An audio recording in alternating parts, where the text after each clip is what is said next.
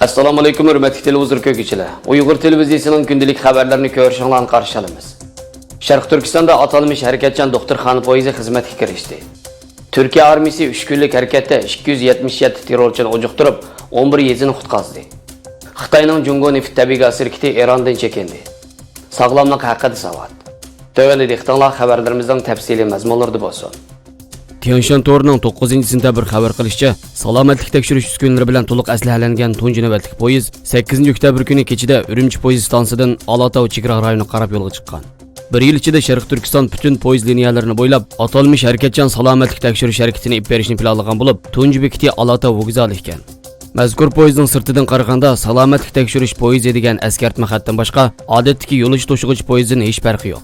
Lekin vagon ichi butunlay o'zgartirilgan bo'lib, betipliq o'ltira ovozliq tekshirish, qon tekshirish, eksinurliq tekshirish, tashqi kasalliklar, ayollar kasalliklari, ichki kasalliklar, bash a'zo tekshirish, yurak qon tomir tekshirish, ayollar bo'limi, so'ngak zechliqini tekshirish va shu kunning o'zida natija chiqarish iqtidoriga ega bo'lgan nurg'unlagan cho'ng tipdagi ilg'or salomatlik tekshirish uskunalari o'rnatilgan. Kuniga 150 dan ortiq kishi kutilinadigan harakatchan doktorxona ekan. Xitoy hukumatining 2016-yil Sharq Turkistonda umumyuzlik majburiy salomatlik tekshirishi, Uyg'urlarga xos DNA ombiri qurish harakati chet ellardagi kishilik huquq organlari, shundaqla Uyg'urlarning kuchli gumonini qo'zg'ab, Xitoy hukumatining Uyg'urlarning gen uchurlarini yig'ishi bilan zich munosabatlik deb qaragan. Angliyadagi Xitoy kollegiyasi nomli bir mustaqil xalq sud mahkamasining advokati Hamid Sabi 24-sentabr kuni Birlashgan Davlatlar Tashkiloti kishilik huquq kengashining 42-navbatlik yig'inida guvohlik berib, Xitoy hukumatining organ bankasi qurib, Uyg'ur musulmonlarining ishki a'zolarini majburiy ko'chirib pul tepayotganligini o'tirib qo'yish orqali zo'r g'ulg'ul qo'zg'agan. Ular bu vaqtda yetarli faktlar borligini ta'kidlagan.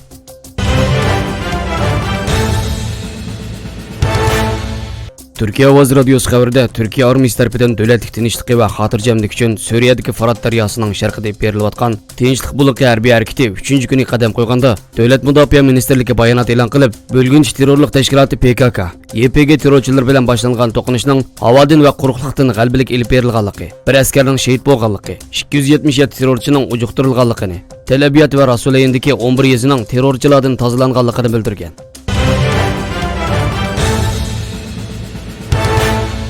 6 dekabr kuni Iran neft ministrining bildirishicha, Xitoyning Jungo neft tabiiy gaz şirkati Iran bilan Qatarning orasidagi dengizga joylashgan Janub Paris tabiiy gaz rayonini taraqqiy qildirish kelishimidan chekingan bo'lib, bu rayonda Iran davlatiga tava Paris neft şirkati yolg'iz qolgan.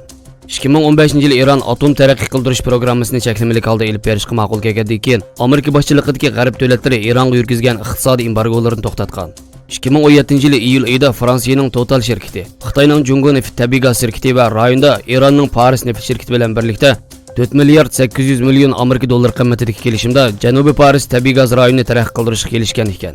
2018-yil may oyida Amerika prezidenti Trump Iran bilan bo'lgan 2015-yildagi atom kelishimidan chekinib, Ironga yangidan embargo e'lon qilgan 3 oydan keyin Fransiyaning Total şirkati Janubiy Paris tabiiy gaz rayonini taraqqiy qildirish planidan chekingan. Bu qatim Xitoy Amerikaning Ironga yurgizayotgan embargolarga duch kelmaslik uchun bu plandan chekindi. Xitoyning bu plandan chekinishi iqtisodiy krizisga duch kelayotgan Ironga nisbatan cho'ng zarba hisoblanadi. Paris qo'ltiqiga joylashgan Iron bilan Qatarning o'rtasidagi bu tabiiy gaz rayoni ikki davlatning ig'dorchiligida bo'lib, Ironga tava bo'liki Janub Paris, Qatarga tava bo'liki bo'lsa Shimoliy Dom deb ataladi. Janub Paris va Shimoliy Dom tabiiy gaz rayoni bo'lsa, dunyodagi eng cho'ng tabiiy gaz maydoni hisoblanadi.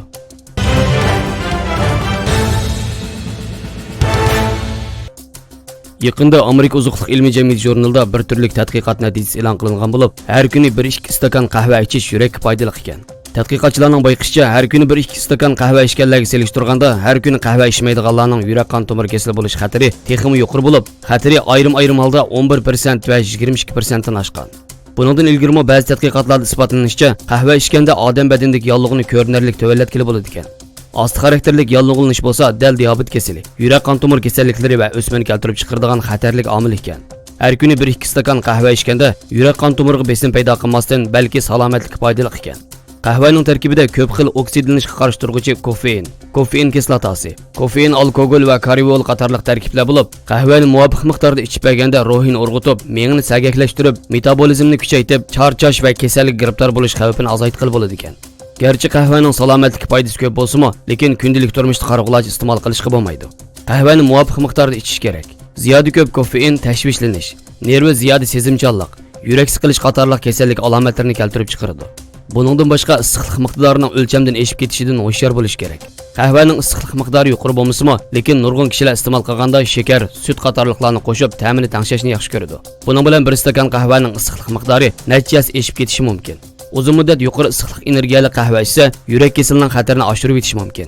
Uningdan boshqa homildor ayollar va yuqori qon besim bemorlari qahva ichishga mos kelmaydi. Chunki homildor ayollar ko'p miqdorda koffein qabul qilsa, bo'yidan ajrab ketish, tug'ut qiyin bo'lish yoki homilaning o'sishi benormal bo'lishdek xavflarni olib kelishi mumkin. Odatda qahvani ko'p ichmaydigan yuqori qon besim bemorlariga nisbatan aytganda, qahva ichgandan keyin qon besimi tuyuqsiz o'rlab ketish ahvoli yuz berishi mumkin. Xabarlarimizni ko'rganingizga rahmat. Ko'rishguncha omon bo'linglar. Xayr xo'sh. Allohga omonat.